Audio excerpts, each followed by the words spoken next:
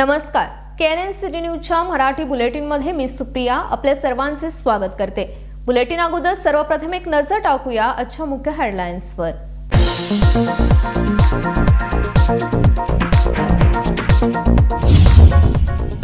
काँग्रेस सरकार सत्तेत येऊनही नाही एकही नवा प्रकल्प, माजी पालकमंत्री गोविंद कारजोळे यांची टीका। निवडणूक जिंकण्यासाठी दिली आश्वासने, मात्र कोणत्याच आश्वासनाची नाही पूर्तता।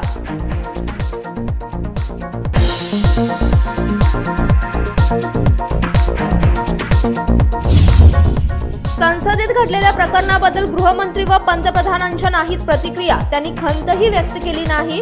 गृहमंत्री जी परमेश्वर यांनी साधला पत्रकारांशी संवाद।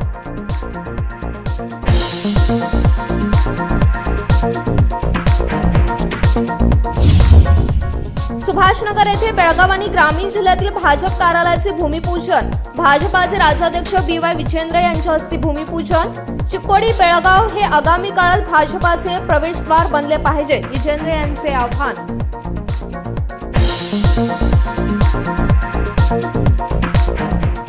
आता पाहूया सविस्तर बातम्या। काँग्रेस सत्तेत येऊन 6 महिने झाले तरी अद्याप त्यांनी एकही नवीन प्रकल्प सुरू केला नाही, अशी टीका माजी उपमुख्यमंत्री गोविंद कारजोळे यांनी केली आहे। संसदेत असे करणारे हे देशद्रोही आहेत। केंद्र सरकार याबद्दल चौकशी करत आहे। तपासानंतर सर्व सत्य समोर येईल, असे माजी DCM गोविंद कारजोळे म्हणाले। सिद्धरामय्या यांच्या नेतृत्वाखाली काँग्रेस सरकार सत्तेवर येऊन 6 महिने झाले आहेत, मात्र कोणतेही नवीन प्रकल्प सुरू झालेले नाहीत। निवडणुकीसाठी दिलेले आश्वासने पूर्ण करण्यासाठी ते उशीर करत आहेत। सर्व महिलांना 2000 रुपये देणार असल्याचे त्यांनी सांगितले होते, पण तेही पूर्ण होत नाही। बेरोजगार तरुणांना पैसे देणार असल्याचे त्यांनी सांगितले असले तरी तसे झालेले नाही। जाहीरनाम्यात नमूद केल्याप्रमाणे त्यांनी सर्व आश्वासने पूर्ण करण्याचा आग्रह धरणार असल्याचे त्यांनी सांगितले। ಸಿದ್ದರಾಮಯ್ಯನವರ ನೇತೃತ್ವದ ಕಾಂಗ್ರೆಸ್ ಸರ್ಕಾರ ಅಧಿಕಾರಕ್ಕೆ ಬಂದು 6 ತಿಂಗಳಾದರೂ ಕೂಡ ರಾಜ್ಯದಲ್ಲಿ ಯಾವುದೇ ಒಂದು ಹೊಸ ಯೋಜನೆಗಳಿಗೆ ಚಾಲನೆಯನ್ನು ಕೊಡಲಿಲ್ಲ, ಮಂಜೂರಾತಿ ನೀಡಲಿಲ್ಲ। ಕೇವಲ ಚುನಾವಣೆಗಾಗಿ ಕೊಟ್ಟಿರ್ತಕ್ಕಂಥ ಭರವಸೆಗಳನ್ನು ಈಡೇರಿಸೋದ್ರಲ್ಲೇ ತಿಣಕಾಡ್ತಾ ಇದ್ದಾರೆ, ಅವನು ಪೂರ್ಣವಾಗಿ ಮಾಡಿಲ್ಲ। ಚುನಾವಣೆ ಪ್ರಣಾಳಿಕೆಯಲ್ಲಿ ಹೇಳಿದಂತೆ ಎಲ್ಲ ಮಹಿಳೆಯರಿಗೆ 2000 ರೂಪಾಯಿ ಹಾಕ್ತೀವಿ ಅಂದಿದ್ರು, ಈಗ ಅರ್ಧ ಕೂಡ ಆಗಿಲ್ಲ। ಅದೇ ರೀತಿಯಾಗಿ ಪದವೀಧರ ಯುವಕರಿಗೆ, ಡಿಪ್ಲೊಮಾ ಹೋಲ್ಡರ್ಗೆ 3000 1500 ಕೊಡ್ತೀವಿ ಅಂದಿದ್ರು, ಅದು ಕೂಡ ಕೊಡಲಿಲ್ಲ। ಈ ವರ್ಷ ಪಾಸ್ ಆಗಬೇಕು, ಪಾಸ್ ಆದ 6 ತಿಂಗಳಿಗೆ ಅರ್ಜಿ ಹಾಕೋಕೆ ಇಲ್ಲದ ಕಂಡೀಷನ್ಗಳನ್ನ ಹೇಳ್ತಾ ಇದ್ದಾರೆ। ಚುನಾವಣೆ ಸಂದರ್ಭದಲ್ಲಿ ಪ್ರಣಾಳಿಕೆಯಲ್ಲಿ ಹೇಳಿದಂತೆ 100ಕ್ಕೆ 100ರಷ್ಟು ಯಾರ್ಯಾರು ಅನ್ಎಂಪ್ಲಾಯ್ಡ್ ಗ್ರ್ಯಾಜುಯೇಟ್ಸ್ ಇದ್ದಾರೆ, ಅನ್ಎಂಪ್ಲಾಯ್ಡ್ ಡಿಪ್ಲೊಮಾ ಹೋಲ್ಡರ್ಸ್ ಇದ್ದಾರೆ, ಅವರೆಲ್ಲರಿಗೂ ಕೊಡಬೇಕು ಅಂಥೇಳಿ ನಾವು ಈಗಾಗಲೇ ಒತ್ತಾಯ ಮಾಡಿದ್ದೀವಿ, ಮತ್ತು ಒತ್ತಾಯ ಮಾಡೋ ಕೆಲಸವನ್ನು ಮಾಡ್ತೀವಿ। ನಿನ್ನೆ ದಿನ ಹೋರಾಟವನ್ನು ಪ್ರಾರಂಭ ಮಾಡಿದ್ವಿ। ಈ ಹೋರಾಟ ನಿರಂತರವಾಗಿ ರಾಜ್ಯದ ಉದ್ದಗಲಕ್ಕೂ ನಡೀತದೆ। ನಮ್ಮ ಸರ್ಕಾರ ಇದ್ದಂಥ ಸಂದರ್ಭದಲ್ಲಿ ಬೆಳಗಾವಿಯಲ್ಲಿ ಅಧಿವೇಶನ ಮಾಡಿದಾಗ 22,000 ಕೋಟಿ ರೂಪಾಯಿದು ಉತ್ತರ ಕರ್ನಾಟಕದ ಯೋಜನೆಗಳಿಗೆ, ಕಾಮಗಾರಿಗಳಿಗೆ ಮಂಜೂರಾತಿ ಕೊಟ್ಟು ಕೆಲಸವನ್ನು ಪ್ರಾರಂಭ ಮಾಡಿಸಿದ್ವಿ। ಆ ಕೆಲಸ ಕೂಡ ಈ ಸರ್ಕಾರ ಬಂದ ಮೇಲೆ ನಿಲ್ಲಿಸಿಬಿಟ್ಟಿದ್ದಾರೆ। ನಿಲ್ಲಿಸಿ ಕಾಂಟ್ರಾಕ್ಟರಿಂದ ಹಣ ಕೇಳ್ತಾ ಇದ್ದಾರೆ, ಪರ್ಸೆಂಟೇಜ್ ಕೇಳ್ತಾ ಇದ್ದಾರೆ। ನಾನು ಇಷ್ಟು ವರ್ಷದ ಅವಧಿಯಲ್ಲಿ ಇಂಥ ಕೆಟ್ಟ ಭ್ರಷ್ಟ ಸರ್ಕಾರವನ್ನು ನೋಡಿರಲಿಲ್ಲ। ಇವತ್ತು ಬೆಳಗಾವಿಯಲ್ಲಿ ಕಾಟಾಚಾರಕ್ಕೆ ಅಧಿವೇಶನ ಮಾಡಿದರು, ಒಂದೇ ಒಂದು ಯೋಜನೆಗಳಿಗೆ ಮಂಜೂರಾತಿ ಕೊಡಲಿಲ್ಲ। ಅಷ್ಟೇ ಅಲ್ಲ, ಕುಡಿಯುವ ನೀರಿನ ಯೋಜನೆಗಳಿಗೂ ಕೂಡ ಮಂಜೂರಾತಿ ಕೊಡಲಿಲ್ಲ। ನೀರಾವರಿ ಯೋಜನೆಗಳನ್ನ ನಮ್ಮ ಸರ್ಕಾರ ಇದ್ದಾಗ ಏನು ಮಂಜೂರು ಮಾಡಿದ್ವಿ ಅವನ್ನ ಮುಂದುವರಿಸ್ಕೊಂಡು ಹೋಗ್ತಕ್ಕಂಥ ಕೆಲಸ ಕೂಡ ಮಾಡ್ತಾ ಇಲ್ಲ। ಅಷ್ಟೇ ಅಲ್ಲದೇ ಮಹದಾಯಿ ಯೋಜನೆ, ಕಳಸಾ ಬಂಡೂರಿ ಯೋಜನೆ ಬಗ್ಗೆ ನಮ್ಮ ಸರ್ಕಾರ ಇದ್ದಂಥ ಸಂದರ್ಭದಲ್ಲೇ ನಾವು ಆಡಳಿತಾತ್ಮಕ ಮಂಜೂರಾತಿ ಕೊಟ್ಟು 995 ಕೋಟಿ ರೂಪಾಯಿದ್ದು ಟೆಂಡರ್ ಕೂಡ ಕರೆದಿದ್ವಿ, ಅದನ್ನು ಕೂಡ ಬದಿಗಿಟ್ಟರು। ಇವತ್ತು ಬಜೆಟ್ನಲ್ಲಿ ಹಣ ಕೂಡ ಕೊಟ್ಟಿಲ್ಲ. ನಮ್ಮ ಸರ್ಕಾರ ಇದ್ದಂಥ ಸಂದರ್ಭದಲ್ಲಿ ಉತ್ತರ ಕರ್ನಾಟಕದಲ್ಲಿ ಬಹಳ ಪ್ರಮುಖವಾಗಿ ಆಗಬೇಕಾದದ್ದು ನೀರಾವರಿ ಯೋಜನೆಗಳು. ನೀರಾವರಿ ಯೋಜನೆಗಳಿಗೆ 22,000 23,000 ಪ್ರತಿ ವರ್ಷ ನಮ್ಮ ಸರ್ಕಾರ ಇದ್ದಾಗ ಅನುದಾನ ಕೊಟ್ಟು ಉತ್ತರ ಕರ್ನಾಟಕದ ನೆನೆಗುದಿಗೆ ಬಿದ್ದಿರ್ತಕ್ಕಂಥ ಎಲ್ಲ ನೀರಾವರಿ ಯೋಜನೆಗಳಿಗೆ ನಾವು ಮಂಜೂರಾತಿಯನ್ನು ಕೊಟ್ಟಿವಿ. ಆದರೆ ಇವತ್ತು ಆ ಕಾಮಗಾರಿಗಳು ಬಂದಾಗಿದ್ದಾವೆ, ಅರ್ಧಕ್ಕೆ ನಿಂತಿದ್ದಾವೆ. ಇದು ಈ ಸರ್ಕಾರ ಉತ್ತರ ಕರ್ನಾಟಕಕ್ಕೆ ಮಾಡ್ತಕ್ಕಂಥ ಮಲತಾಯಿ ಧೋರಣೆ. ಸಿದ್ದರಾಮಯ್ಯನವ್ರ ಸರ್ಕಾರ ಉತ್ತರ ಕರ್ನಾಟಕಕ್ಕೆ ಮಲತಾಯಿ ಧೋರಣೆಯನ್ನು ಮಾಡ್ತಾಯಿದೆ. ಒಂದೇ ₹1 ಅಭಿವೃದ್ಧಿ ಕೆಲಸ ಕಾರ್ಯಗಳು ಆಗ್ತಾ ಇಲ್ಲ. ಬರೀ ಬಂಡತನದಿಂದ ಗ್ಯಾರಂಟಿಗಳ ಬಗ್ಗೆ ಹೇಳ್ಕೊಂಡು ಓಡಾಡ್ತಾ ಇದ್ದಾನೆ. ಅದಕ್ಕಾಗಿ ನಾನು ಆಗ್ರಹ ಮಾಡ್ತೀನಿ, ಬರ ಬಿದ್ದದ ಕೂಡಲೇ ಬರ ಪರಿಹಾರ ಕಾಮಗಾರಿಗಳನ್ನು ಪ್ರಾರಂಭ ಮಾಡಬೇಕು, ಗೋಶಾಲೆ ಪ್ರಾರಂಭ ಮಾಡಬೇಕು, ಮೇವು ಬ್ಯಾಂಕ್ಗಳನ್ನು ಪ್ರಾರಂಭ ಮಾಡಬೇಕು. ಕೃಷಿ ಕಾರ್ಮಿಕರು ಗುಳೆ ಹೋಗ್ತಾ ಇದ್ದಾರೆ, ಅವ್ರಿಗೆ ಉದ್ಯೋಗ ಕೊಡ್ತಕ್ಕಂಥ ಕೆಲಸ ಮಾಡಬೇಕು ಅಂತ ನಾನು ಒತ್ತಾಯ ಮಾಡ್ತೀನಿ. कालपासून आम्ही सरकार विरोधात लढा सुरू केला आहे. आमचे सरकार असताना बेळगावातील कामांसाठी 22,000 कोटी रुपये ठेवण्यात आले होते. सरकार ठेकेदाराकडून टक्केवारी मागत आहे. माझ्या अनुभवात असे भ्रष्ट सरकार मी पाहिलेले नाही असे ते म्हणाले. Rajshekhar Hiremath, KNN city news, Belgaum. संसदेत झालेल्या प्रकरणाबद्दल केंद्रीय गृहमंत्री अमित शहा व पंतप्रधानांनी एकही शब्द काढला नाही. त्यांनी खंतही व्यक्त केली नसल्याचे गृहमंत्री जी परमेश्वर यांनी पत्रकारांशी संवाद साधताना सांगितले आहे. संसदेच्या इतिहासात सुरक्षेबाबत घडलेली ही घटना संपूर्ण जगाने पाहिली आहे असे गृहमंत्री जी परमेश्वर म्हणाले. या संदर्भात त्यांनी गुरुवारी पत्रकारांशी संवाद साधला. 2 तरुण गॅलरीत येतात, तिथून उडी मारून संसदेत प्रवेश करतात. यावर कोणाचाही विश्वास बसणार नाही. विशेषतः आपल्या राज्याचे खासदार प्रताप सिंह यांनी त्यांना पासेस दिल्याची माहिती आहे. ओळखीमुळे त्यांनी तरुणांना पासेस दिले आहेत, त्यामुळे तेही जबाबदार असल्याचे विश्लेषण सर्वांनीच केले आहे. त्यांना संसद आणि लोकसभेतूनही निलंबित करण्यात यावे असा आमचा पक्ष आणि इतर पक्षांचा आग्रह असल्याचे ते म्हणाले. आश्चर्याची बाब म्हणजे याबाबत केंद्रीय गृहमंत्री किंवा पंतप्रधानांनी एक शब्दही उच्चारला नाही. खंतही त्यांनी व्यक्त केली नाही. अशी घटना पुन्हा घडणार नाही, होऊ देणार नाही असा एकही शब्द त्यांनी काढलेला नाही. ನಿನ್ನೆ ದಿವಸ ಲೋಕಸಭೆಯಲ್ಲಿ ಇತಿಹಾಸದಲ್ಲಿ ಆಗದೇ ಇರತಕ್ಕಂಥ ಭದ್ರತಾ ಲೋಪ ಆಗಿರ್ತಕ್ಕಂಥದ್ದು ಇಡೀ ವಿಶ್ವ ನೋಡಿದೆ. ಹೊಸದಾಗಿ ಲೋಕಸಭೆಯನ್ನು ಪ್ರಾರಂಭ ಮಾಡಿ ವ್ಯವಸ್ಥಿತವಾಗಿ ವೈಜ್ಞಾನಿಕವಾಗಿ ನಾವು ಮಾಡಿದ್ದೇವೆ ಅಂತ ಹೇಳುವಾಗ ಇಬ್ಬರು ಯುವಕರು ಗ್ಯಾಲರಿಗೆ ಬಂದು ಗ್ಯಾಲರಿಯಿಂದ ಜಂಪ್ ಮಾಡಿ ಸದನದ ಒಳಗಡೆ ಬರ್ತಾರೆ ಅಂತ ಹೇಳಿದರೆ ಇದನ್ನು ಯಾರೂ ಕೂಡ ಒಪ್ಪೋದಕ್ಕೆ ಸಾಧ್ಯ ಇಲ್ಲ. ಅದರಲ್ಲೂ ಕೂಡ ವಿಶೇಷವಾಗಿ ಪಾಸ್ಗಳನ್ನು ಕೊಡುವಾಗ ನಮ್ಮ ರಾಜ್ಯದ ಸಂಸದರಾದಂಥ ಪ್ರತಾಪ್ ಸಿಂಹ ಅವರು ಪಾಸ್ ಕೊಟ್ಟಿದ್ದಾರೆ ಅಂತೇಳಿ ಗೊತ್ತಾಗಿರುವಂಥದ್ದು.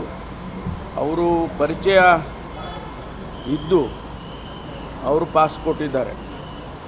ಅವರು ಕೂಡ ಇದರಲ್ಲಿ ಹೊಣೆ ಆಗ್ತಾರೆ ಅಂಥೇಳಿ ಇವತ್ತಿನ ದಿವಸ ಎಲ್ಲರೂ ವಿಶ್ಲೇಷಣೆ ಮಾಡಿದ್ದಾರೆ.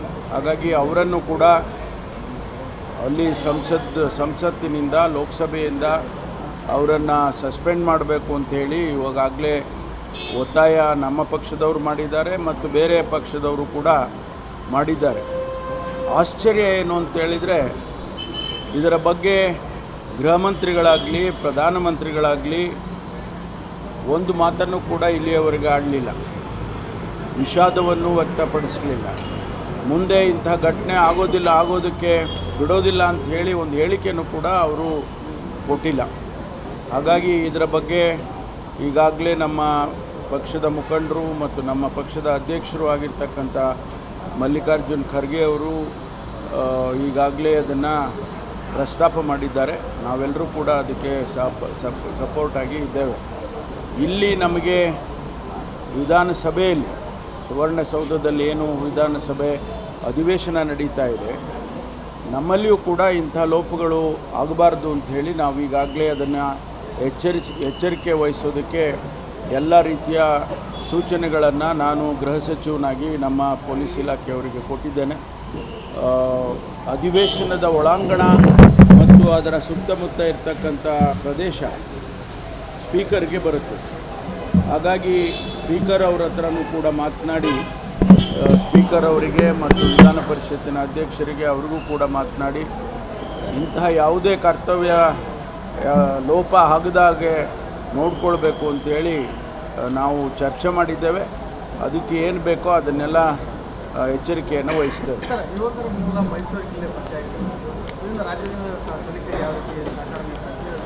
ನಾವು ಈಗ ಅವರು ಕೇಂದ್ರದ ಪೊಲೀಸ್ ಇಲಾಖೆಯವರು ಗೃಹ ಇಲಾಖೆಯವರು ಮಾಡ್ತಾರೆ. ಒಂದು ವೇಳೆ ಅವರೇನಾದರೂ ನಮ್ಮ ಸಹಾಯವನ್ನು ಕೇಳಿದರೆ, ರಾಜ್ಯ ಸರ್ಕಾರದ ರಾಜ್ಯದ ಪೊಲೀಸ್ ಇಲಾಖೆಯ ಸಹಾಯವನ್ನು ಕೇಳಿದರೆ ಖಂಡಿತವಾಗಿ ನಾವು ಮಾಡ್ತೇವೆ. ಬೆಂಗಳೂರು ವಿಧಾನಸೌಧದಲ್ಲಿ ಯಾವ ರೀತಿ ಕಟ್ಟುನಿಟ್ಟಿನ ಕ್ರಮ ತಗೊಳ್ತಾರೆ? ಇಲ್ಲ, ಮುಂದಿನ ದಿನದಲ್ಲಿ ಎಲ್ಲವನ್ನು ಕೂಡ ನಾವು ಈಗ ನಾನು ಹೇಳಿದಾಗೆ ಎಲ್ಲ ರೀತಿಯ ಕ್ರಮಗಳನ್ನು ತಗೋತೀವಿ. ಟೆಕ್ನಾಲಜಿ ಉಪಯೋಗ ಮಾಡಬೇಕು ಅನ್ನುವಾಗ ಅದನ್ನು ಕೂಡ ನಾವು ಮಾಡ್ಕೊಳ್ತೀವಿ. ಈಗಾಗಲೇ ಎಲ್ಲ ರೀತಿಯ ಸೆಕ್ಯೂರಿಟಿ ಡ್ರಿಲ್ಲು ಪ್ರತಿ ಸಾರಿನೂ ಮಾಡ್ತಾರೆ. ಅಷ್ಟಾದರೂ ಕೂಡ ಲೋಪ ಆಗದಂಗೆ ನೋಡ್ಕೊಳ್ತೀವಿ. ಸರ್, ಈಗ ನಾಳೆ ಒಂದು ದಿನ ಮಾತ್ರ ಅಧಿವೇಶನ. ಉತ್ತರ ಕರ್ನಾಟಕದ ಬಗ್ಗೆ ಇವತ್ತಿನವರೆಗೂ ಕೂಡ ಒಂದು ಸಮಸ್ಯೆ ಕೂಡ ಚರ್ಚೆ ಆಗ್ತಾ ಇಲ್ಲ. ನೋಡಿ, ನಾವು ಆಡಳಿತ ಪಕ್ಷ ಉತ್ತರ ಕರ್ನಾಟಕದ ಜ್ವಲಂತ ಸಮಸ್ಯೆಗಳಿಗೆ ಚರ್ಚೆ ಮಾಡೋದಕ್ಕೆ ರೆಡಿ ಇದ್ದೇವೆ, ಉತ್ತರ ಕೊಡೋದಕ್ಕೂ ರೆಡಿ ಇದ್ದೇವೆ. ಆದರೆ ಭಾರತೀಯ ಜನತಾ ಪಾರ್ಟಿಯವರಿಗೆ ಅದು ಬೇಕಾಗಿಲ್ಲ. ಒಳಗಡೆನೂ ಕೂಡ ಅದರ ವಿರುದ್ಧವಾಗಿ ಗಲಾಟೆಗಳು ಮಾಡಿಕೊಂಡು ಗಾಲಾರಣ ಮಾಡ್ತಿದ್ದಾರೆ. ಹೊರಗಡೆನೂ ತಾವು ನೋಡಿದಾಗೆ ನಿನ್ನೆ ದಿವಸ ಬಂದು ಇಲ್ಲಿ ಕೂಡ ಅವರು ಸದನ ನಡೀತಾ ಇರ್ತಕ್ಕಂಥ ಸಂದರ್ಭದಲ್ಲಿ ಅದರ ಅವಶ್ಯಕತೆ ಏನಿದೆ? ಬೇರೆ ಸಂದರ್ಭದಲ್ಲಿ ನೀವು ರಾಜಕೀಯ ಮಾಡ್ಕೊಳ್ಬೋದು, ಬೇರೆ ಸಂದರ್ಭದಲ್ಲಿ ನೀವು ರಾಜಕೀಯದ ಸಭೆಗಳನ್ನು ಮಾಡ್ಬೋದು, ಸರ್ಕಾರವನ್ನು ದೂಷಣೆ ಮಾಡ್ಬೋದು, ಬೇಕಾದ ಮಾಡ್ಬೋದು. ಆದರೆ ಸದನ ನಡೀತಾ ಇರುವಾಗ ಒಳಗಡೆನೇ ನಿಮಗೆ ಅವಕಾಶ ಇದೆ ಸರ್ಕಾರವನ್ನು ಪ್ರಶ್ನೆ ಮಾಡೋದಕ್ಕೆ, ಸರ್ಕಾರವನ್ನು ಕೇಳೋದಕ್ಕೆ. ಒಳಗಡೆನೇ ಸದನದಲ್ಲಿ ನಿಮಗೆ ಅವಕಾಶ ಇದೆ. ಅದನ್ನು ಬಿಟ್ಟುಬಿಟ್ಟು ಇವತ್ತು ಹೊರಗಡೆ ಬರೋದು ಮತ್ತು ಒಳಗಡೆ ಉತ್ತರ ಕರ್ನಾಟಕಕ್ಕೆ ಬಂದಂಥ ಚರ್ಚೆ ಬಗ್ಗೆ ಸರಿಯಾದ ರೀತಿಯಲ್ಲಿ ಭಾಗವಹಿಸದೇ ಇರೋದು, ಇದೆಲ್ಲ ನೋಡಿದ್ರೆ ಅವ್ರಿಗೇನು ಆಸಕ್ತಿ ಇಲ್ಲ. ಉತ್ತರ ಕರ್ನಾಟಕದ ಬೆಳವಣಿಗೆ ಬಗ್ಗೆ ಮೊಸಳೆ ಕಣ್ಣೀರನ್ನು ಸುರಿಸ್ತಾ ಇದ್ದಾರೆ ಭಾರತೀಯ ಜನತಾ ಪಾर्टीವರು ಅಂತೇಳಿ ಇದರಿಂದ ಗೊತ್ತಾಗುತ್ತೆ. Thank you. सत्ताधारी पक्ष या नात्याने उत्तर कर्नाटकाच्या प्रश्नांवर चर्चा करून उत्तर देण्यास सरकार तयार आहे, पण भाजपाला ते नको आहे. त्या विरोधात भाजपमध्ये अंतर्गत धुसफूस सुरू असल्याचेही ते म्हणाले. Rajshekhar Hiremath, KNN city news, Belgaum. Subhashnagar येथे बेळगाव आणि ग्रामीण जिल्ह्यातील भाजप कार्यालयाचे भूमिपूजन करण्यात आले आहे. हे भूमिपूजन भाजपाचे राज्याध्यक्ष BY विजेंद्र यांच्या हस्ते करण्यात आले आहे. बेळगाव आणि ग्रामीण जिल्ह्यातील भाजप कार्यालयाचे आज सुभाषनगर येथे भाजपाचे राज्याध्यक्ष BY विजेंद्र आणि विरोधी पक्षनेते R अशोक यांच्या हस्ते भूमिपूजन करण्यात आले. यावेळी बोलताना विजेंद्र म्हणाले की पक्ष कार्यासाठी पक्ष कार्यालय बांधले गेले पाहिजे. सर्व जिल्हा केंद्रामध्ये भाजपाची कार्यालय असावी असा राष्ट्रीय अध्यक्ष नड्डा यांचा मानस आहे. येडियुरप्पा यांचेही कार्यालय होण्याचे स्वप्न होते असेही या दरम्यान त्यांनी सांगितले आहे. ಪಾರ್ಟಿಯ ಹೆಬ್ಬಾಗ್ಲೂ ಕೂಡ ಆಗಬೇಕು, ಒಂದು ಭದ್ರಕೋಟೆನೂ ಕೂಡ ನಮ್ಮ ಈ ಭಾಗ ಆಗಬೇಕು. ಬೆಂಗಳೂರು ಮಹಾನಗರ ಬಿಟ್ಟರೆ ಅತಿ ಹೆಚ್ಚು ಶಾಸಕರನ್ನ ಪ್ರತಿನಿಧಿಸತಕ್ಕಂಥ ಒಂದು ಜಿಲ್ಲೆ, ರಾಜಕೀಯವಾಗಿ ಸಾಕಷ್ಟು ಪ್ರಾಮುಖ್ಯತೆಯನ್ನ ಇರ್ತಕ್ಕಂಥ ಈ ಜಿಲ್ಲೆ. ಒಂದು ರೀತಿ ಭಾರತೀಯ ಜನತಾ ಪಾರ್ಟಿಯ ಭದ್ರಕೋಟೆ. ಆದರೆ ಕಾರಣಾಂತರಗಳಿಂದ ನಮಗೆ ಕೆಲವು ದಿನಗಳಿಂದ ನಮಗೆ ಹಿನ್ನಡೆ ಆಗಿದೆ. ಯಡಿಯೂರಪ್ಪನವ್ರ ಕಾಲದಲ್ಲಿ ಬೆಳಗಾವಿನಲ್ಲಿ ಸುವರ್ಣ ವಿಧಾನಸೌಧ ಆಗಿದೆ.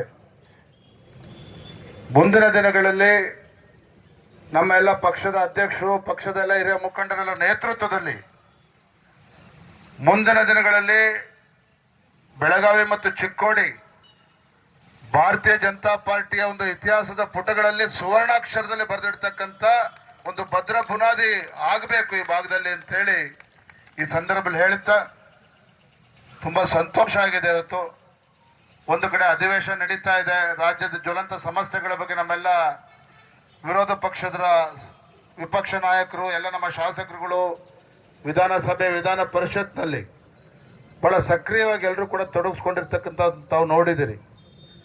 ನಿನ್ನೆ ನಡೆದಂಥ ಒಂದು ಪ್ರತಿಭಟನೆ, ಒಂದು ಕಾರ್ಯಕ್ರಮ ಬಹಳ ಅಭೂತಪೂರ್ವದಂಥ ಒಂದು ಕಾರ್ಯಕ್ರಮ ತಾವೆಲ್ಲರೂ ಕೂಡ ಭಾಗವಹಿಸಿದ್ರಿ.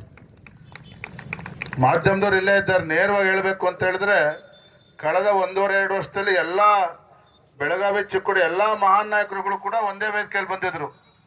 ಮೊನ್ನೆ ಅಧ್ಯಕ್ಷರೇ, ಎಲ್ಲ ಮಹಾನ್ ನಾಯಕರುಗಳು ಕೂಡ ವೇದಿಕೆ ಮೇಲೆ ಇದ್ದರು. ನಿಜವಾಗ್ಲೂ ಕೂಡ ಆ ಕಾರ್ಯಕ್ರಮದಲ್ಲಿ ನೆರೆದಂಥ ನಮ್ಮ ಜನಸ್ತೋಮ ತಾಯಂದ್ರು ದೊಡ್ಡ ಸಂಖ್ಯೆಯಲ್ಲಿ ಬಂದಿರತಕ್ಕಂಥದ್ದು ನಿಜವಾಗ್ಲೂ ನೋಡೋದಕ್ಕೆ ಎರಡು ಕಣ್ಣು ಸಾಕಾಗ್ತಾ ಇರಲಿಲ್ಲ. ನಿನ್ನೆ ನಾವು ಕೊಟ್ಟಿರ್ತಕ್ಕಂಥ ಕರೆ ಏನು ರಾಜ್ಯ ಸರ್ಕಾರದ ವಿರುದ್ಧ ಹೋರಾಟದ ಕಿಚ್ಚನ್ನು ಹಚ್ಚತಕ್ಕಂಥ ನಿಟ್ಟಿನಲ್ಲಿ ಒಂದು ದೊಡ್ಡ ಕಾರ್ಯಕ್ರಮ ನಿನ್ನೆ ಯಶಸ್ವಿಯಾಗಿದೆ ಅಂತೇಳಿ ಸಂದರ್ಭದಲ್ಲಿ ಹೇಳ್ತಾ ತಮಗೂ ಕೂಡ ಎಲ್ರಿಗೂ ಶುಭವಾಗಲಿ. ಭಾರತೀಯ ಜನತಾ ಪಾರ್ಟಿಯನ್ನು ನಾವೆಲ್ಲರೂ ಸೇರಿ ನೀವು ಎಲ್ಲರೂ ಸೇರಿ ಒಗ್ಗಟ್ಟಿನಿಂದ ಒಂದಾಗಿ ಪಕ್ಷಕ್ಕೆ ಭದ್ರ ಬುನಾದಿಯನ್ನು ಹಾಕ್ತಕ್ಕಂಥ ನಿಟ್ಟಿನಲ್ಲಿ ನಾವೆಲ್ಲರೂ ಕೂಡ ಶ್ರಮವನ್ನು ಹಾಕೋಣ ಅಂತಕ್ಕಂಥ ಮಾತನ್ನು ಹೇಳ್ತಾ ಮತ್ತೊಮ್ಮೆ ತಮ್ಮೆಲ್ಲರೂ ಕೂಡ चिक्कोडी बेळगाव हे आगामी काळात भाजपाचे प्रवेशद्वार बनले पाहिजे. बेळगाव हा भारतीय जनता पक्षाचा बालेकिल्ला झाला पाहिजे. चिक्कोडी आणि बेळगाव हे भाजपासाठी सुवर्ण अक्षरांनी लिहिलेला मजबूत पाया असावा असे आवाहन विजेंद्र यांनी या दरम्यान केले आहे. या कार्यक्रमात आमदार शशिकला जोल्ले, अभय पाटील, विठ्ठल हलगेकर, विधान परिषद सदस्य चलवादी नारायण स्वामी, माजी आमदार संजय पाटील, अनिल बेनके, महांतेश दौडगौडर, महेश कुमठळी, माजी आमदार महांतेश कवडगीमठसह अन्य उपस्थित होते. Mahadev Pawar, canon city news, Belgaum. आता वेळ झाली छोट्याशा विश्रांतीची. भेटूया आपण विश्रांतीनंतर.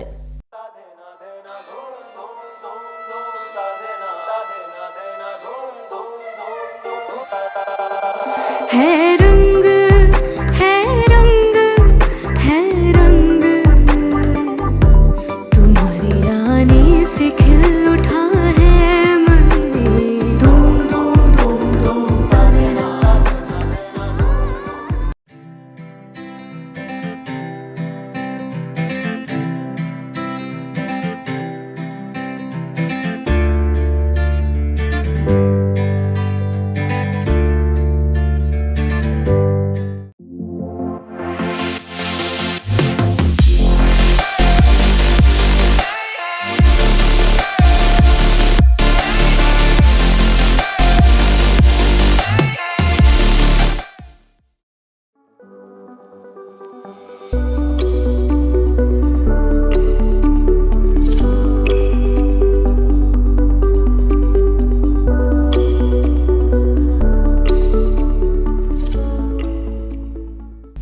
विश्रांतीनंतर आपले स्वागत आहे.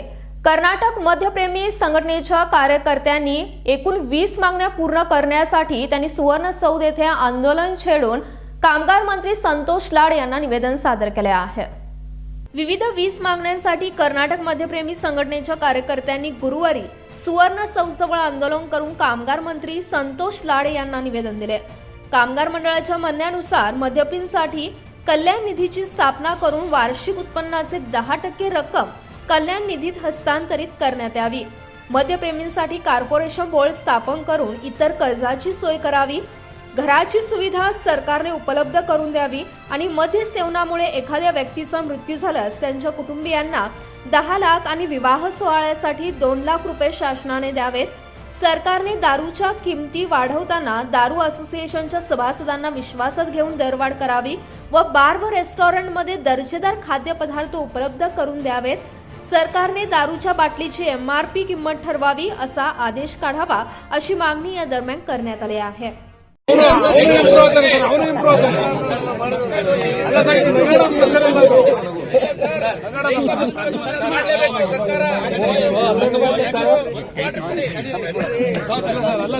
DSP ಬ್ಲಾಕ್ 180 ರೂಪಾಯಿ 225 ರೂಪಾಯಿ ಮಾಡ್ತಾರೆ ಸರ್. ಬಹಳ ಅನ್ಯಾಯ ಆಯ್ತು. ಅಲ್ಲ ಅದನ್ನ ಯಾಕೆ ಮಾಡ್ತಾರೆ ಸರ್? MRP ಮೇಲೆ ಎಲ್ಲರೂ ಯಾವ ತರ ವಸ್ತು ಖರೀದಿ ಮಾಡ್ತಾರೆ ಸರ್? ಯಾವ ಖರೀದಿ ಮಾಡ್ತೀವಿ ಡಿಪಾರ್ಟ್ಮೆಂಟ್ ಕೇಳೋದಿಲ್ಲ ಸರ್. MRP ಜಾಸ್ತಿ ಮಾಡ್ತಾರೆ. ಹೌದು, ಒಂದು ನಿಷೇಧಿಸಬೇಕು ನೋಡಿ ಸರ್. ಅವ್ರ ಮೇಲೆ ಕ್ರಮ ತಗೋಬೇಕು. ಅವ್ರ ಲೈಸೆನ್ಸ್ ರದ್ದು ಮಾಡಿ ನಾನು ಇಮಿಡಿಯೇಟ್ ಆಗಿ ಸರ್ಕಾರಕ್ಕೆ ಮಾತಾಡ್ತೀನಿ, ಸಚಿವರಿಗೂ ಮಾತಾಡ್ತೀನಿ. ಒಂದು ನಿಧಿನೂ ಮಾಡಬೇಕು ಸರ್. ಆ ನಿಧಿ ಬಗ್ಗೆ ನಾನು ಪ್ರಸ್ತಾವ. ಆರೋಗ್ಯ ಏನಾಗಿದೆ, ಆರೋಗ್ಯ ಏನಾಗ್ತಿದೆ, ಒಬ್ಬ ಕುಡಿದು ಲಿವರ್ ಹೋಗುತ್ತೆ, 4 ರಿಂದ 5 ಲಕ್ಷ ಅವ್ನ್ ಕಟ್ಟಕ್ ಆಗದೇ ಇಲ್ಲ. ಫಸ್ಟ್ ಇದೊಂದು ಸರ್ ದಯಮಾಡಿ ಮಾಡಿ ಸರ್. ಹುಡುಕ ನಾವು ಕೀಳು ಪದ ತೆಗಿಬೇಕು. ಹುಡುಕನ ಕೀಳು ಪದ ಕೀಳು ಮಾತುಗಳು ತೆಗಿಬೇಕು. ಅದಕ್ಕೆ ನಿಷೇಧ ಮಾಡುವ ಅಸೆಂಬ್ಲಿ ಒಳಗಡೆ ಅದನ್ನ ಆ ಪದ ತೆಗಿಸ್ಬೇಕು.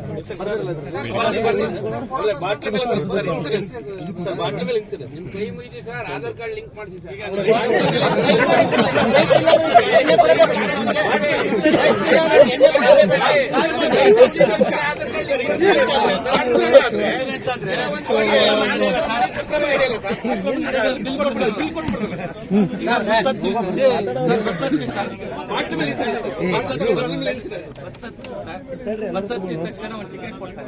ಟಿಕೆट ಕೊಟ್ಟು ಮುಂದೆ ಹೋದ್ರೆ कायद्याचे उल्लंघन करून मंदिरे आणि शाळांमध्ये बार सुरू करण्यात आले आहेत, त्यांच्यावर बंदी घालण्यात यावी आणि सरकारने दारूची दुकाने उघडताना योग्य जागा शोधली पाहिजे असे या दरम्यान सांगण्यात आले आहे. Rajshekhar Hiremath, KNN city news, Belgaum. उत्तर कर्नाटक मॅक्सिकॅब मालक संघटनेकडून सुवर्ण सौद येथे आंदोलन छेडण्यात आले. मॅक्सिकॅब मालकांची होणारी गैरसोय थांबवावी अशी मागणी या दरम्यान त्यांनी केली आहे. ಸುವರ್ಣ ವಿಧಾನಸೌಧದಲ್ಲಿ ಇದೀಗ ಅಧಿವೇಶನ ಆರಂಭವಾಗಿದೆ. ಅದರ ಜೊತೆಗೆ ಸುವರ್ಣ ವಿಧಾನಸೌಧದ ಪಕ್ಕದಲ್ಲಿ ಪ್ರತಿಭಟನೆಗಳ ಕಾವು ಕೂಡ ಸಾಕಷ್ಟು ಜೋರಾಗಿದೆ. ಈ ನಿಟ್ಟಿನಲ್ಲಿ ಉತ್ತರ ಕರ್ನಾಟಕ ಮ್ಯಾಕ್ಸಿ ಕ್ಯಾಬ್ ಮಾಲೀಕರ ಸಂಘ ಪ್ರತಿಭಟನೆಯನ್ನು ಮಾಡ್ತಾ ಇದೆ. ಹಲವಾರು ಬೇಡಿಕೆಗಳನ್ನು ಸರ್ಕಾರದ ಮುಂದೆ ಇಡ್ತಾ ಇದೆ. ಈ ನಿಟ್ಟಿನಲ್ಲಿ ಇದೀಗ ಪ್ರತಿಭಟನಾಕಾರರು ನಮ್ಮ ಜೊತೆಗಿದ್ದಾರೆ. ಬನ್ನಿ ಅವರನ್ನು ಮಾತನಾಡ್ಸೋಣ. ಅವರ ಮುಖ್ಯವಾಗಿರುವಂಥ ಬೇಡಿಕೆ ಏನು ಅಂತ ತಿಳ್ಕೊಳ್ಳೋಣ. ನಮಸ್ಕಾರ ಸರ್, ತಮ್ಮ ಹೆಸರೇನು? ನಮಸ್ಕಾರ, ತಮ್ಮ ಹೆಸರೇನು? ತಾವಿಲ್ಲಿ ಹೋರಾಟ ಮಾಡ್ತಾ ಇದ್ದೀರಾ, ಮುಖ್ಯವಾಗಿರುವಂಥ ತಮ್ಮ ಬೇಡಿಕೆ ಏನು? ನಮಸ್ಕಾರ ಸರ್, ನಾನು ಇಮಾಮ್ ಸಾಬ್ ಜುಗಳೂರು ಅಂತೇಳಿ ಉತ್ತರ ಕನ್ನಡ ಮ್ಯಾಕ್ಸಿ ಕ್ಯಾಬ್ ಮಾಲೀಕರ ಸಂಘದ ಉಪಾಧ್ಯಕ್ಷರಾಗಿರ್ತೇನೆ. ಮತ್ತು ನಮ್ಮೆಲ್ಲ ರಾಚನೂರು ಸರು ಅಧ್ಯಕ್ಷರಿದ್ದಾರೆ ಮತ್ತು ತೋಪಿನಕಟ್ಟಿ ಸರ್ ಅವರು ಕಾರ್ಯಾಧ್ಯಕ್ಷರಿರ್ತಾರೆ. ನಮ್ಮ ಮುಖ್ಯವಾದ ಬೇಡಿಕೆಗಳು ಈ ರೀತಿಯಾಗಿರ್ತವೆ. ನಾವೆಲ್ಲ ವಿದ್ಯಾವಂತ ನಿರುದ್ಯೋಗಸ್ಥರು, ಎಲ್ಲ ಜನರ, ಎಲ್ಲ ಬಡವರ್ಗದ SC ST ಹಿಂದುಳಿದ ಜನಾಂಗದವರು ಈ ನಾವು ಮ್ಯಾಕ್ಸಿ ಕ್ಯಾಬಿನ ಒಂದು ದಂಧೆಗೆ ಬಂದು ನಿಂತ್ಕೊಂಡಿದ್ದೀವಿ. ಈಗ ನಮ್ಮ ಮೇಲೆ ಒಂದು ಅಸ್ತ್ರವನ್ನು ಉಪಯೋಗ ಮಾಡಿಕೊಂಡು ಸ್ತ್ರೀ ಶಕ್ತಿ ಅನ್ನೋದನ್ನು ಇಟ್ಕೊಂಡು ಕೋವಿಡ್ ಬಂದಾಗಿನಿಂದ ಹಿಡ್ಕೊಂಡು ಇಲ್ಲಿವರೆಗೆ ಆದರೂ ಸಹಿತ ನಾವು ಒಂದು 6 ತಿಂಗಳಿಂದ ಯಾವುದೇ ತರಹದ ನಮಗೆ ಇದು ಇಲ್ಲದೆ, ಬಾಡಿಗೆ ಇಲ್ಲದೆ ನಾವೆಲ್ಲ ಕೊರಗ್ತಾ ಇದ್ದೀವಿ. ನಮ್ಮ ಹೆಂಡರಾಗಲಿ ಮಕ್ಕಳಿಗಾಗಲಿ ಯಾವುದೇ ತರಹದ ಪರಿಹಾರ ಇರೋದಿಲ್ಲ. ನಾವೆಲ್ಲ ಉದ್ಯೋಗಸ್ಥರು ಇರೋದ್ರಿಂದ ನಾವು ಉದ್ಯೋಗಕ್ಕೆ ಅಂಟ್ಕೊಂಡಿದ್ವಿ ಇಷ್ಟು ದಿವಸ. ಈಗ ನಮ್ಮನ್ನು ಈ ಸರ್ಕಾರ ಬಂದ ಬಳಿಕ ಈ ಸ್ತ್ರೀ ಶಕ್ತಿ ಅನ್ನೋದನ್ನು ಮಾಡಿದ ಬಳಿಕ ನಮಗೆ ನಮ್ಮ ಮಕ್ಕಳಾಗಲಿ ನಮ್ಮ ಇವ್ರಿಗಾಗಲಿ ವಿದ್ಯಾಭ್ಯಾಸಕ್ಕಾಗಲಿ ಯಾವುದೇ ರೀತಿಯಿಂದ ನಮಗೆ ಪರಿಹಾರ ಸಿಗ್ತಾ ಇಲ್ಲ. ನಮ್ಮ ಬಗ್ಗೆ ಕಾಳಜಿನೂ ವಹಿಸ್ತಾ ಇಲ್ಲ. ಆ ಬಳಿಕ ಇವೆಲ್ಲ ಹೊಸ ರೂಲ್ಸ್ಗಳನ್ನು ತೊಗೊಂಬಂದು 15 ವರ್ಷಕ್ಕಾಗಲಿ ಇದು ಪರ್ಮಿಟನ್ನು ಇದು ಮಾಡಿರಿ, 10 ವರ್ಷಕ್ಕೆ ಪರ್ಮಿಟ್ ಇದು ಮಾಡಿರಿ. ನಮ್ಮ ಮುಖ್ಯವಾದ ಬೇಡಿಕೆ ನಾನು ಓದಿ ಹೇಳ್ತೀನಿ, ತಾವೆಲ್ಲ ಗಮನವಿಟ್ಟು ಕೇಳಬೇಕಂತ ಕೇಳ್ಕೊತಾನೆ. ಉತ್ತರ ಕನ್ನಡ ಮ್ಯಾಕ್ಸಿ ಮಾಲೀಕರ ಅಗತ್ಯವಿರುವ ಅನಾನುಕೂಲತೆ ಸರಿಪಡಿಸುವ ಹಾಗೂ ಇದು ಇತ್ಯರ್ಥಪಡಿಸುವ ಕುರಿತು ಉತ್ತರ ಕನ್ನಡ ಮ್ಯಾಕ್ಸಿ ಮಾಲೀಕರ ಸಂಘದ ಪರವಾಗಿ ವಿನಂತಿಸಿಕೊಳ್ಳೋದೇನೆಂದರೆ, ಈ ಕೆಳಗಿನ ಬೇಡಿಕೆಗಳು ಏನೆಂದರೆ, ಬೆಳಗಾವಿ ಭಾಗದ ಸಂಬಂಧಪಟ್ಟ ಸಾರಿಗೆ ಕಚೇರಿಗಳಿಗೆ 12+1 ಮ್ಯಾಕ್ಸಿ ಕ್ಯಾಬ್ಗಳಿಗೆ ನೋಂದಣಿ ನವೀಕರಣ ಮಾಡುವ ಬಗ್ಗೆ 10 ವರ್ಷಗಳ ನಂತರದ ಮ್ಯಾಕ್ಸಿ ಕ್ಯಾಬ್ಗಳಿಗೆ ಕಡ್ಡಾಯ ಪರಿವರ್ತನೆಯ 20+2 22 ಮಾಡಬಾರದೆಂದು ಮತ್ತು ಆ ವಾಹನಗಳಿಗೆ ರಿಯಾಯಿತಿ ನೀಡಬೇಕು. 20+2 22 ಪರ್ಮಿಟ್ಗಳನ್ನು STA ಕಚೇರಿಯಲ್ಲಿ ಕಿರುಕುಳ ಕೊಡದೆ ಸರಳವಾಗಿ ಸರ್ಕಾರಿ ಶುಲ್ಕದಲ್ಲಿ 2,100 ಸಿಗುವಂತೆ ಮಾಡಬೇಕು. ಪರ್ಮಿಟ್ಗಳನ್ನು ಬೆಂಗಳೂರು ಆಯುಕ್ತ ಕಚೇರಿಯಲ್ಲಿ ನೀಡದೆ ಆಯಾ ಸಂಬಂಧಪಟ್ಟ ಸಾರಿಗೆ ಕಚೇರಿಗಳಲ್ಲಿ ನೀಡಬೇಕು. STA ಕಚೇರಿಯಲ್ಲಿ ಪರ್ಮಿಟ್ ನೀಡಲು ಭ್ರಷ್ಟ ಅಧಿಕಾರಿ ಎಲ್ ಹೇಮಂತ್ ಕುಮಾರರನ್ನು ಈ ಕೂಡಲೇ ಆ ಸ್ಥಾನದಿಂದ ತೆಗೆದು ನಿಷ್ಠಾವಂತ ಅಧಿಕಾರಿಯನ್ನು ನೇಮಿಸಬೇಕು. ವಾಹನದ ವಿಶೇಷ ರಹದಾರಿಗಳನ್ನು STA ಕಚೇರಿಯಲ್ಲಿ ನೀಡದೆ ಮೊದಲು ನೀಡುತ್ತಿದ್ದ ಪ್ರಾದೇಶಿಕ ಸಾರಿಗೆ ಕಚೇರಿಗಳು ನೀಡಬೇಕು. ಸರ್ಕಾರ ಮ್ಯಾಕ್ಸಿ ಕ್ಯಾಬ್ ಮಾಲೀಕ ಚಾಲಕ ಇವರಿಗೆ ಯೋಜನೆ ರೂಪಿಸಿ ಮಾಸಿಕ ಹಣಕಾಸಿನ ಯೋಜನೆ ಜಾರಿಗೆ ತರಬೇಕು. ಪೆನಿಕ್ ಬಟನ್ ಮತ್ತು GPRS ಅನ್ನು ವಾಹನಗಳಿಗೆ ಅಡಿಸುವುದನ್ನು ಕಡ್ಡಾಯ ಮಾಡಿದ ಆದೇಶವನ್ನು ವಾಪಸ್ ಪಡೆಯಬೇಕು.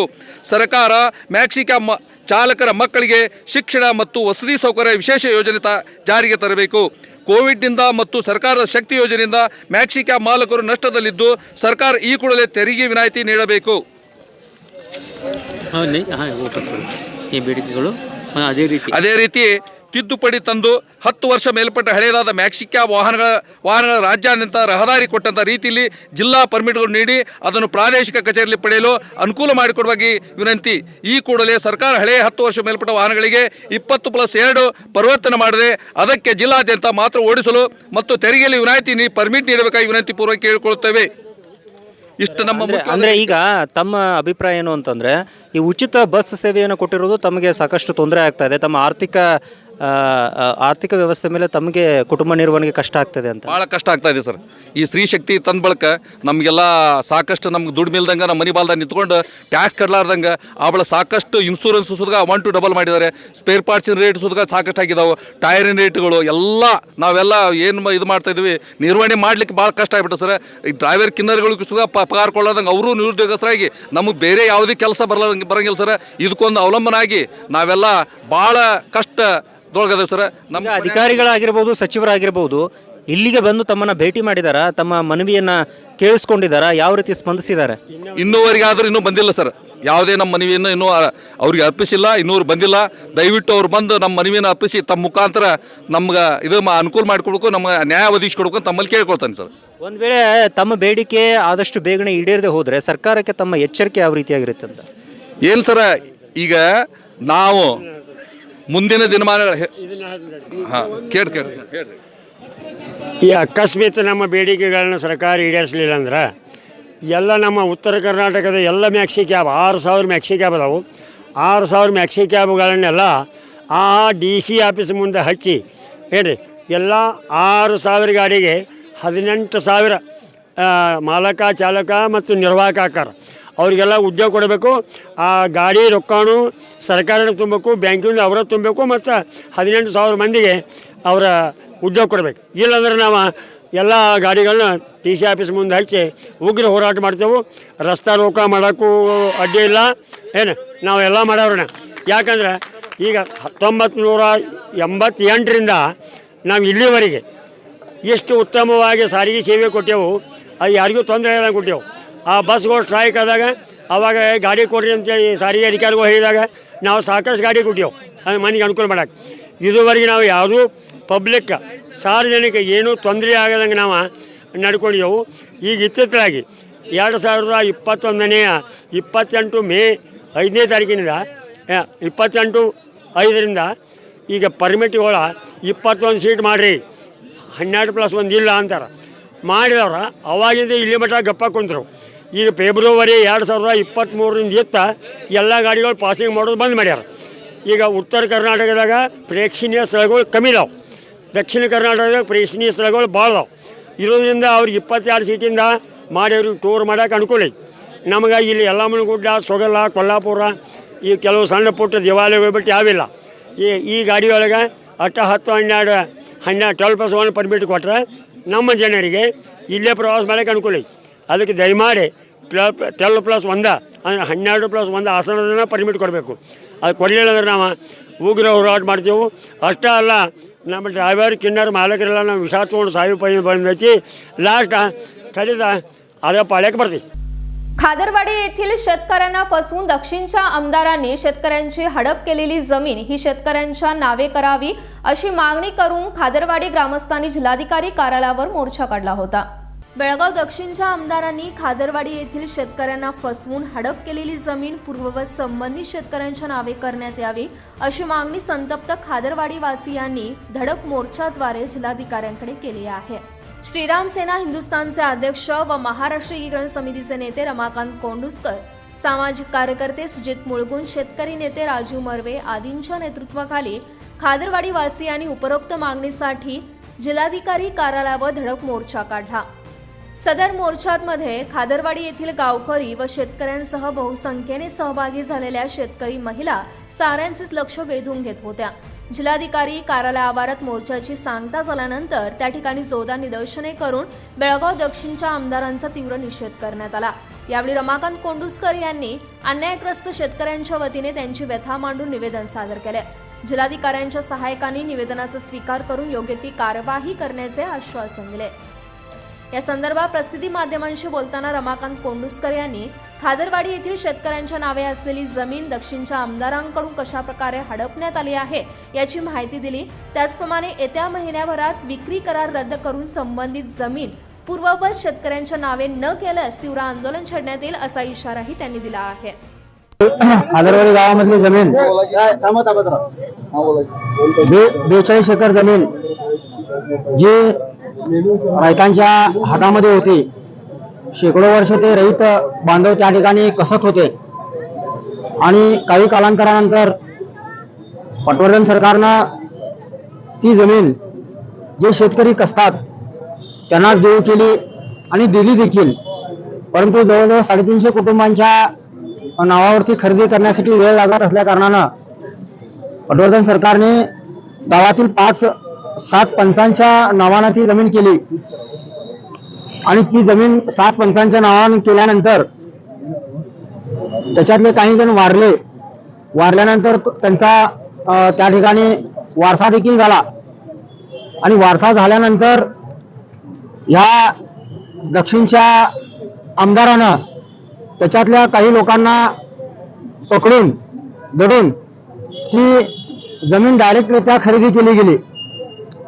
तर 2003 या दरम्यान त्या उतार्यावरती खादरवाडी गावची जमीन असा उल्लेख त्या ठिकाणी होता आणि त्याच्यानंतर डायरेक्ट त्या दक्षिणच्या आमदाराच्या भावाचं नाव चढतं, तिथं संतोष पाटलाचं नाव चढतं, त्यानंतर त्याच्या भावाच्या मुलाचं नाव चढतं, त्या आमदाराच्या वकिलाचं नाव चढतं, रविराज पाटील यांचं नाव चढतं आणि वकिलांच्या बायकोचं नाव तिथं उतार्यावरती चढतं।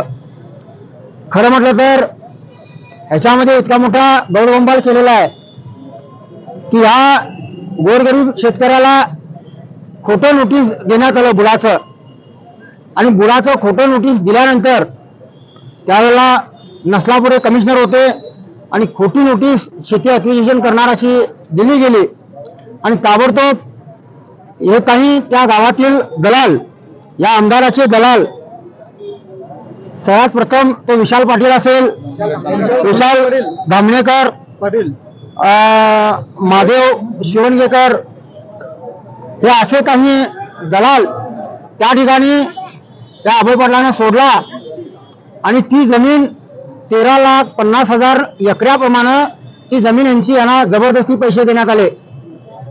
त्या ठिकाणी ज्यांची 1 एकर जमीन होती असेल त्यांना 30-35 गुंठ्याचे पैसे पोहोचवण्यात आले। असं या मध्यस्थी जे लोक आहेत गावातील, त्या गावातील मध्यस्थी लोकांनी हा गोंडगोंबाल या शेतकऱ्यांच्या माध्यमातून केला आहे। या शेतकऱ्यांना इतका त्रास त्या दलालांनी दिलेला आहे। तर अशी घटना त्या ठिकाणी घडते की या शेतकऱ्यांना नोटीस दिलं गेलं जातं शेती ॲक्विजिशन करतो म्हणून, आणि काही कालांतरानंतर याच शेतकऱ्यांच्या नावानं त्या ठिकाणी बुडाला ॲप्लिकेशन दिलं जातं की शेती आम्ही तुम्हाला देत नाही, आणि त्यानंतर बुडा आणि या शेतकऱ्यांना आणि विचारतं, म्हणजे या प्रामुख्यानं 5 जणांच्या नावावरती जी शेती झालेली आहे त्यांना विचारतं बुडा की तुम्हाला कॉम्पेन्सेशन किती पाहिजे, जमिनीचे पैसे किती पाहिजे। तर हे लोक त्या ठिकाणी बुडाला कळवतात की 1,35,00,000 रुपये पर एकरी आम्हाला पैसे पाहिजे। बुडामध्ये मिटिंग होते आणि बुडावाले परत शेतकऱ्यांना म्हणजे त्या 5 जणांना नोटीस पाठवतात की आम्ही तुम्हाला 1,08,00,000 प्रमाणे या जमिनीचे पैसे देतो। बुडावाले या अभय पाटलाच्या भावांना आणि त्या रविराज पाटलांना नोटीस बुडाची जाते, कारण शेतकऱ्यांची जमीन 13,50,000 आपल्या नावावर करून घेतलेली असल्या कारणानं त्यांना जाते। माझ्या शेतकरी बांधवांची जबरदस्ती जमीन त्या ठिकाणी काढून घेतली जाते आणि हे नीच हरामी लोकांच्या मतावर निवडून आलेले लोक या शेतकऱ्यांची 1,08,00,000 रुपये एकर प्रमाणे सरकारचे पैसे वसुली करू पाहतात। आमच्यातल्याच काही हुशार त्या शेतकऱ्यांनी RTI मध्ये आपण माहिती मागितली आणि त्या माहितीच्या आधारे सर्व काही उघडकीस आलं। हा प्रकार गावामध्ये मीटिंग चालली असता, या ठिकाणी गावामध्ये परवा दिवशी रात्री मीटिंग चालली असता त्या ठिकाणी या आमदाराचे दलाल त्या ठिकाणी मीटिंगला येतात आणि तिथं नुसतं बाचाबाची होते आणि बाचाबाची झाल्यानंतर आपले ग्रामीणचे पोलीस स्टेशन आहे, त्या पोलीस स्टेशनचे CPI, वडगाव ग्रामीणचे CPI त्या ठिकाणी सर्वप्रथम जे कोणी जमीन हडप केलेली आहे त्यांच्यावरती केसेस न करायच्या, त्यांच्यावरती केसेस करायच्या सोडून जे कोणी जमीन हडप केलेली आहे, पैसा खाल्लेला आहे, त्यांच्यावरती केसेस केलेली नाही आहे, आणि ज्यांची शेती गेलेली आहे त्यांच्यावरती केस केली जाते आणि किरनाड सेवनसारखे गुन्हे घालून त्यांना जेलला पाठवलं जातं. हे कुणाच्या दबावाखाली हे काम चालू आहे हे पहिला त्या CPIना असतील किंवा संबंधित अधिकाऱ्यांनी क्लिअर करावं. कारण हे जे अधिकारी आहेत हे जनतेचे सेवक आहेत. हे कुठल्या आमदाराचे कुठल्या राजकीय मंत्र्याचे वगैरे सेवक नाही आहेत. हे गोरगरीब जनतेचं काम त्यांनी केलं पाहिजे. तसं न होता काल त्या ग्रामीण वडगाव पोलीस स्टेशनमध्ये CPIने जे काम केलेलं आहे हे चुकीचं केलेलं आहे. त्यानंतर गावकरी ज्या ठिकाणी पोलीस स्टेशनला जाऊन बसतात त्यानंतर त्यांच्यावरती केसेस घातली जाते. त्यांच्यावरती केसेस घालावं किंवा ह्यानं सोडावं हा आपला विषय नाही आहे. आपला विषय सर्वांना न्याय मिळाला पाहिजे, सर्वांचा हक्क मिळाला पाहिजे. हक्काची शेती आमच्या शेतकऱ्यांना मिळाली पाहिजे आणि ज्या कोणी ही शेती घेत असताना ह्याच्यामध्ये गैरव्यवहार केलेला आहे, भ्रष्टाचार केलेला आहे, फसवलेला आहे, त्यांना त्यांच्यावरती कानूनी कारवाई झाली पाहिजे. म्हणून आज आम्ही या ठिकाणी ग्रामस्थांच्या वतीनं खादरवाडी ग्रामस्थांच्या वतीनं या ठिकाणी आपण DC साहेबांना आज निवेदन देण्यासाठी या ठिकाणी आलेलो आहे. आज इथं पाहिलं असता या गेली 6 महिने हा प्रकार चालू आहे. आपण कमिशनरला भेटलो, DCना भेटलो, आपण बुडा कमिशनरला भेटलो, तरी आम्हाला ह्याच्यामध्ये पाहिजे इतका सहकार्य कुणाचंही मिळत नाही आहे. मग मला असं वाटतं की हे अधिकारी त्या आमदाराचं ऐकून आमच्याकडं या गोरगरीब जनतेकडं दुर्लक्ष करतायत का असा प्रश्न मनामध्ये उपस्थित होतोय.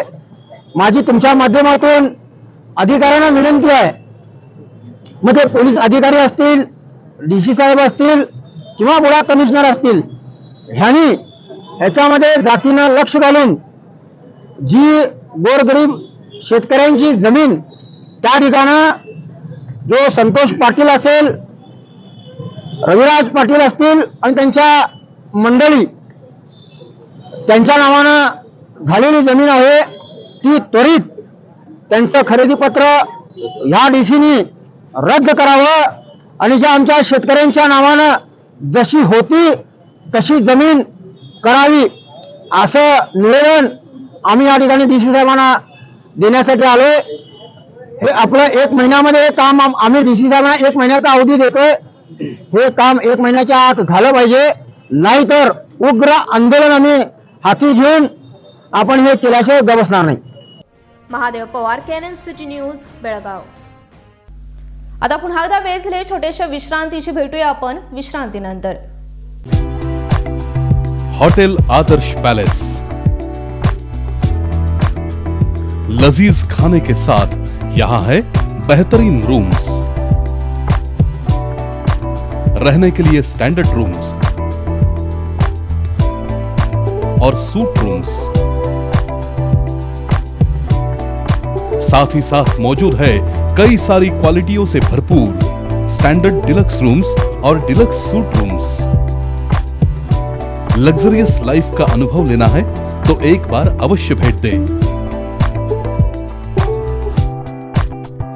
शादी और इतर प्रोग्राम्स के लिए प्लैटिनम हॉल और मिलेनियम हॉल।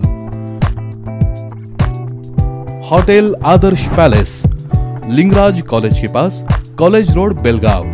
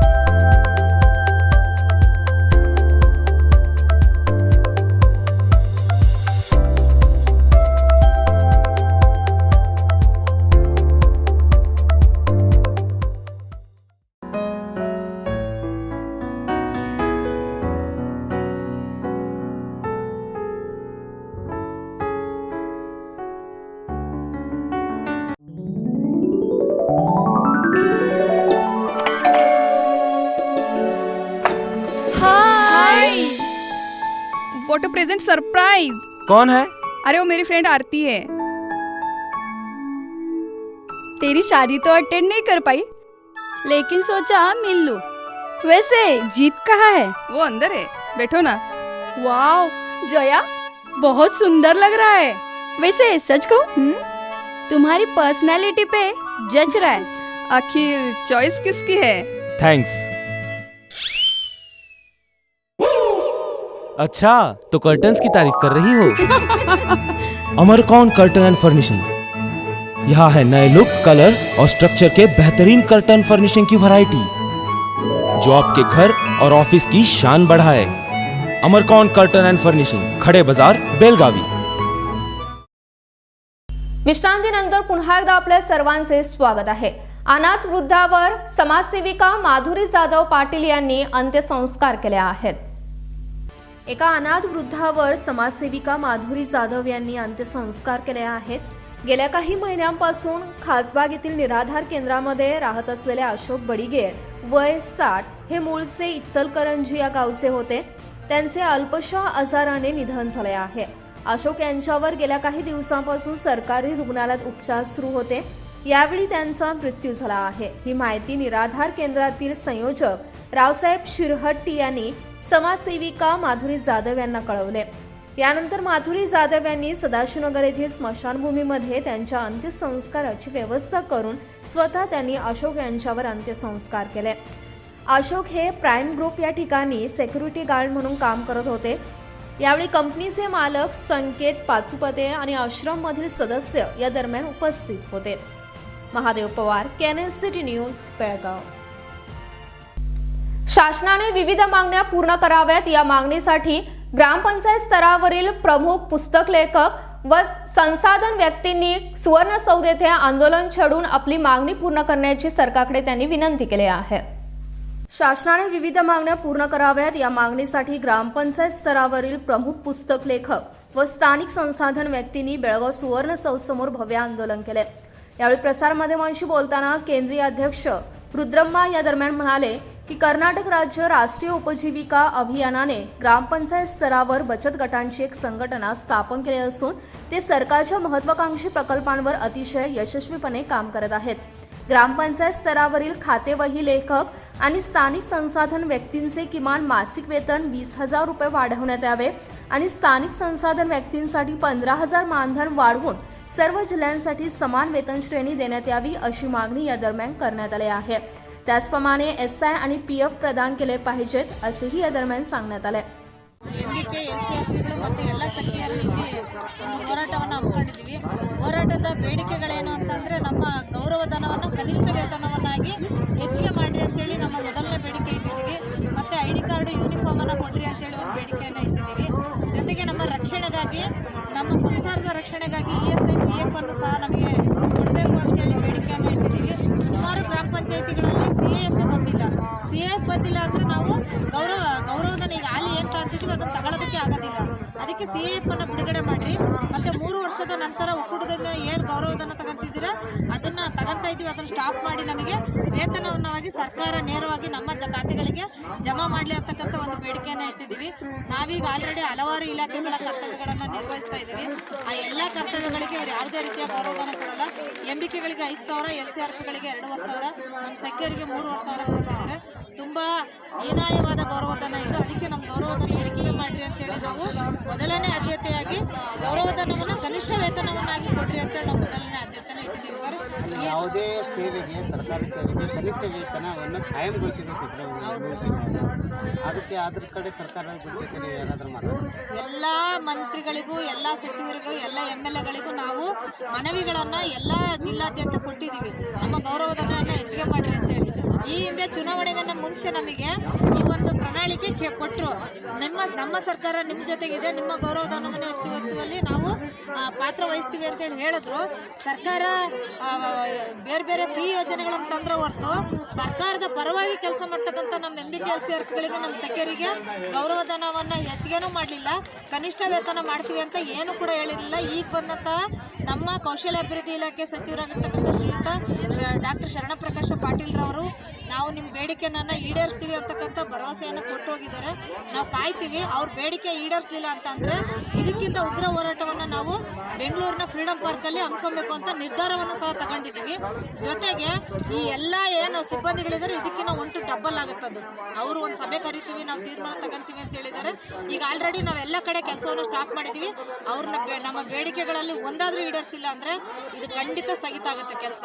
SGSY ಏನು ಫೇಲ್ ಆಯ್ತೋ ಇದು ಹಂಗೆ ಫೇಲ್ ಆಗುತ್ತೆ. ಅವ್ರು ಹೇಳಿದ ಹಾಗೆ ಬೇರೆ ಯಾರು ಸಿಬ್ಬಂದಿಗೆ ತಗೊಳಂಗಿಲ್ಲ. डॉक्टर शरणप्रकाश पाटील कौशल्याभिवृद्धी. या प्रसंगी राज्यातील विविध जिल्ह्यातील तालुक्यातील प्रमुख लेखकांनी पत्रकारांशी त्यांच्या समस्या मांडल्या आहेत. मोठ्या संख्येने या दरम्यान प्रमुख लेखक व संसाधन कर्मचारी उपस्थित होते. Mahadev Pawar, KNN city news, Belgaum. आता पुन्हा नजर टाकूया आजच्या मुख्य हेडलाईन्सवर.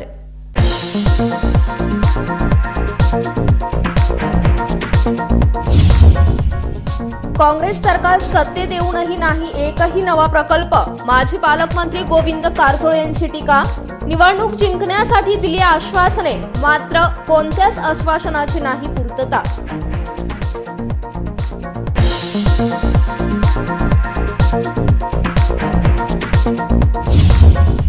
संसदेत घडलेल्या प्रकरणाबद्दल गृहमंत्री व पंतप्रधानांच्या नाहीत प्रतिक्रिया. त्यांनी खंतही व्यक्त केली नाही. गृहमंत्री जी परमेश्वर यांनी साधला पत्रकारांशी संवाद.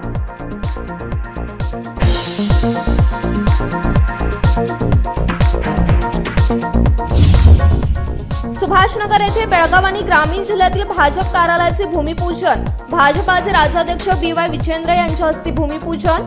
चिक्कोडी बेळगाव हे आगामी काळात भाजपाचे प्रवेशद्वार बनले पाहिजे, विजेंद्र यांचे आव्हान.